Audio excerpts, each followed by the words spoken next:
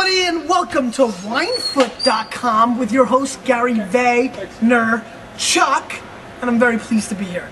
Thank you for having me, Dwayne. I appreciate it. Thank you, Gary, for that wonderful intro. We're here at the Taste Washington 08. Yes. Here and hanging out in the garage. Let me get a little pan, here. And actually, there's some cars out here. I don't know what those are all about, but I think they're part of Gary's personal collection. He rolled them all the way from New Jersey, or New York, rather. I don't roll that deep. Exactly. Good, buddy. Good. We had a great time last night. It was awesome hanging out with some of the WLTV forum guys and getting to know people. And I couldn't help but overhear you on a number of occasions saying, guys, I love you being here, but can we just get over this home biased kind of thing? Because, well, let's face it, dude. I mean, I don't think there was a wine there. Actually, I did see one David Bruce. I did see, yeah, but predominantly 99% were Washington State. You know, listen, I'm sure everybody wanted to bring their best Washington State wine for me to taste, and I get that whole vibe. It wasn't, you know, I'm not trying to pan anything, but, you know, I'm going to be in Napa on Tuesday. It's going to be the same old scene. The fact of the matter is, when you're living in a place that produces wine, you tend to drink an unbalanced amount of those wines. I get it. It's everywhere. You have hometown pride. I understand all that. You know, but my global message is to expand your palate, try different things. And, you know, obviously that clashes with drinking, you know, going to an event like last night and having, you know, 99.5% of the wines being Washington State wines. Super appreciative, great efforts, but just I'm hoping that people expand their palates. That's really where I'm going. That's the whole MO of WLTV.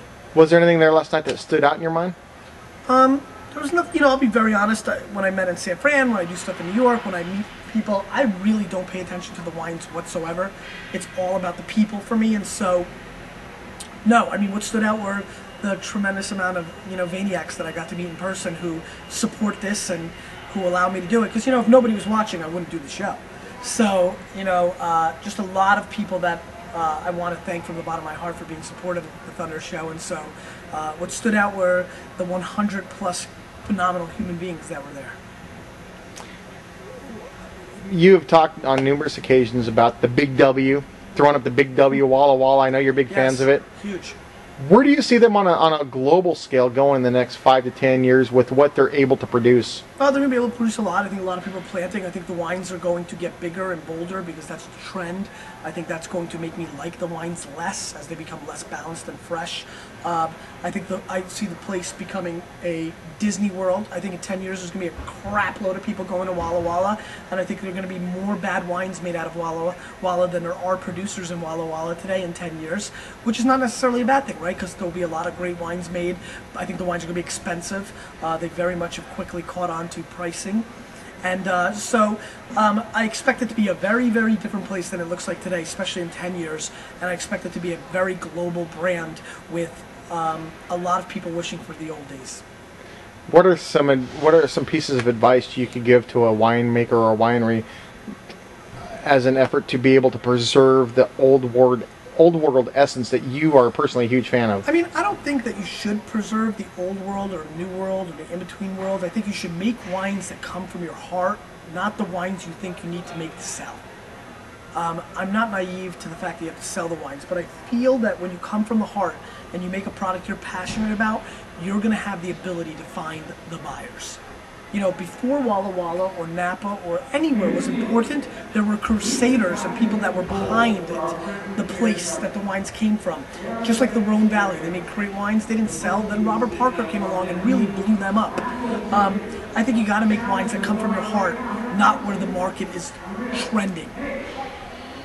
You know, in our phone interview, we talked about some of the upcoming regions like Argentina and South Africa and this kind of thing, and even some areas like Croatia and this kind of stuff. Yep. And I've even heard you made comments about how some of those regions aren't nowhere close to being ready. What kind of impact do you think globally Croatia, Israel, these kind of places are going to have on the local market here in the next 10 to 15 years? Well, I think anytime a new area becomes important, there's a global impact. When Spanish and Australian wines came on the scene, they've really hurt California wines. You know, people are buying less and less California wine because the California pricing don't compete with the Australian and Spanish low-end $8, $12 bombs. It's always a global game. And, you know, if Israel or Greece or any of these countries really start hitting home runs and gaining market, you know, share, it's going to come out of somebody's pocket. Walla Walla is taking a lot of dollars out of Napa Valley producers' pockets. The global game will constantly change, and I think the awareness of the global market is imperative for any winery to be successful. They need to have a good feel of the entire market, not just their local market. Shifting gears a little bit, you mentioned in our podcast interview over the phone that you wanted to eventually buy the New York Jets. Yes. Short of that happening, what else would you like to achieve in life? Nothing. From a monetary standpoint, nothing. What I'd love to achieve is to spend as much time as possible with the people that I love and care for, and to meet every single person that ever watches Wine Library TV. That would be a tremendous accomplishment and something I'd love to be able to do. From a monetary standpoint, there's nothing else that has any kind of value or interest level to me whatsoever. At any price? At any price, nothing. That's not who you are. I don't want to build, you know, I don't want to become a TV star. I don't want to win an Academy Award. I don't want to build 50 stores and make $1 trillion. I want to buy the New York Jets from a monetary standpoint. Other than that, it all comes down to stuff that really doesn't have financial impact. Now, be honest, as far as you wanted to buy the New York Jets, is that more of a personal thing more than monetary? Well, yeah, sure. Obviously, a little bit of both, but... Sure, I mean, it's a very personal thing. And, you know, and I've got to do a lot of monetary things along the way to enable me to be able to buy the Jets, right? But the fact of the matter is that there's only one goal. There's only been one goal. And, yeah, it's very personal. I think everything you want to achieve in life, financial or family-wise or, you know, globally, should be very personal. You should never want anything other than what you want. You mentioned to me last night that you would love to have a family someday, kids with Lizzie and all. Can you give us any indication of when you foresee that might happening? Well, you know, I'm not sure my wife wants me to talk about these kind of things on camera. I'm sure that Lizzie and I are... We need a baby Vaynerchuk, yeah, dude. I know the Vayner Nation is very much ready. You know, listen, I can tell you that it is clearly the, you know, biggest moment in my life that I'm looking forward to. And you know, when it comes, it comes. When it comes, it comes. Yeah? Yeah. And you and Lizzie have been married now 4 years? Yep. Going strong. We got to know her last night, sweetheart. Yes, thank you. And you married up, if I might say. Absolutely, no question. Looks, personality, brain power. I hit a home run. How has her integration been a part, or her integration in your life been a part of your success? It's probably kept me out of trouble, you know. You know, there's been a lot of, you know, with Wine Library TV, it's been very successful and a lot of hoopla and opportunities to have fun, you know, and after-hour wine tasting stuff that, you know, I'm just not a part of, and so I'm sure it's kept me out of a little bit of trouble. I mean, you know, Lizzie is phenomenal, but, you know, it's not like I've been grounded by getting married. I'm not a party animal, you know. I don't think it's had any other factor than, you know, there's nothing better than when you're working your face off and you're bleeding out of your eyes to make something successful, to come home to somebody that's imperatively supportive. So, you know, just having that home team is super awesome. You know, I've been very fortunate from, you know, having a mother that was so obnoxiously awesome, and I've been always surrounded with having an awesome sister, and so I've always been very lucky with the women that have been in my life. So it's nice. I think if people got to know who you are off camera, they would see a very much more conservative individual than what maybe many people perceive you to be. Last night you mentioned to me, you know, you always spit because you're not into the whole drunk thing. I've been drunk like twice in my life. Right, that's what I'm saying. How important do you think that is to wine drinkers out there to keep some kind of balance? You know, I mean, it's easy to get caught up in this stuff. I think you need to embrace your DNA. I am not somebody who really wants to drink that much or lose control. That's my DNA.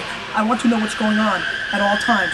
So, you know, I think in life, everything, don't worry about the screeches, they heard me. Everything in life is a DNA game.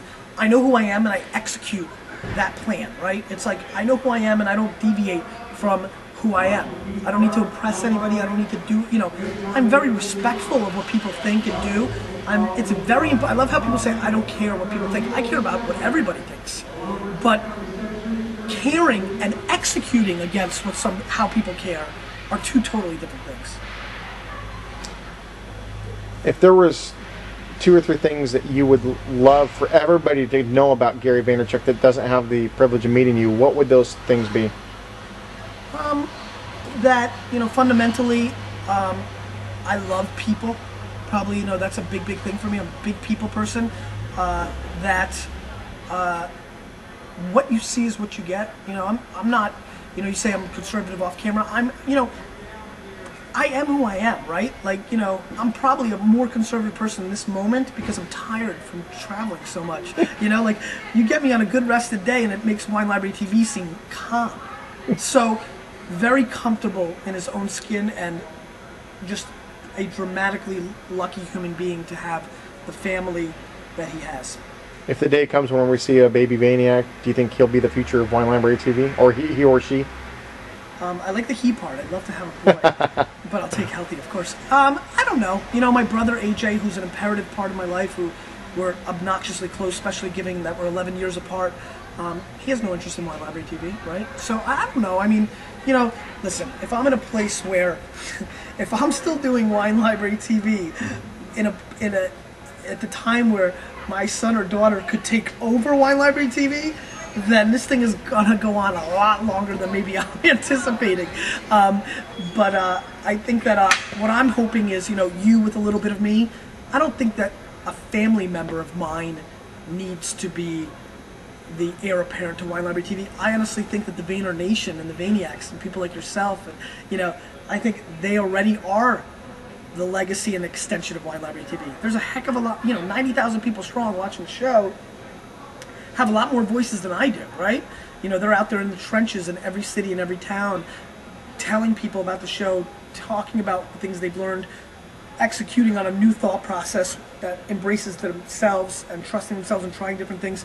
So I really, really love, more than anything about the show, the sign-off. You with a little bit of me, it's how I feel. It's a very little piece of me that a lot of people overanalyze and think that's a lot more of me. I mean, I know what I do, but people that are smart enough to see it and feel it in their heart and then go execute against it, feel brave enough to tell the establishment sometimes, I don't like this one, or I do like this wine. Those are people that are brave and awesome and just fantastic. Cool. So you guys fly out Tuesday? Tuesday. And anything we can look forward to in the upcoming episodes? I'm dropping a rap album. It's coming out in July. I'm really Serious? excited about that. Yeah, it's going to be a rap album. Yes, we're going for a Grammy. It's going to be huge. I'm going to show my skills. I'm just kidding. No, nothing too crazy. I'm going to continue to talk about things. I think the GaryVaynerchuk.com stuff is becoming a bigger part, a little bit of my life. It's exciting to balance 2 podcasts now, right? I'd probably say that, the expansion of a little bit deeper thoughts. I think I love that. When did it become a society where you're only allowed to be good at one thing or talk about one thing? I've been very surprised at how many people are like, whoa, why are you doing this? What's wrong with the wine thing? Well, that's who I am. I have thoughts about business and life and sports outside of wine. So GaryVaynerchuk.com is exciting, but I'm still rocking it with WLTV. I'm really happy with things, and I'm just, very humbled and thankful for what I have.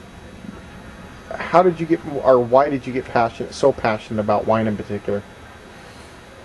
I'm not quite sure. I think I grew into it. I think obviously wine represents a very good thing to my family and I, right? We were, came to this country, didn't speak the language, all that stuff, and so, I guess a lot of our success and things that put our family in a place where we've been able to enjoy the fruits and the fantastic opportunities that this country offers has been through a wine business. And so I have an emotional attachment to wine. I've been doing wine since I was 16 years old, so I'm at the half of my life I've been in the wine business. Is it fair to say that had your parents started a store that sold any other type of product, you would be equally as passionate about that? Yes, that is very fair. I mean, that's what would have happened. That's what would have happened. So, I'm very grateful that my dad had a liquor store. It wasn't the biggest wine program. I think, you know, I helped rev it up, but, you know, I'm just very, you know, I could be living in Russia right now. So, you know, I'm just very aware. That's what I am. I'm very aware of what's going on, and I'm thankful for it. So, well, cool. I'm going to let you go because I know you're busy, but I certainly appreciate your time. I wish you well with all this. And I thank you very much. Thank you, so Gary. much for having me. Thanks.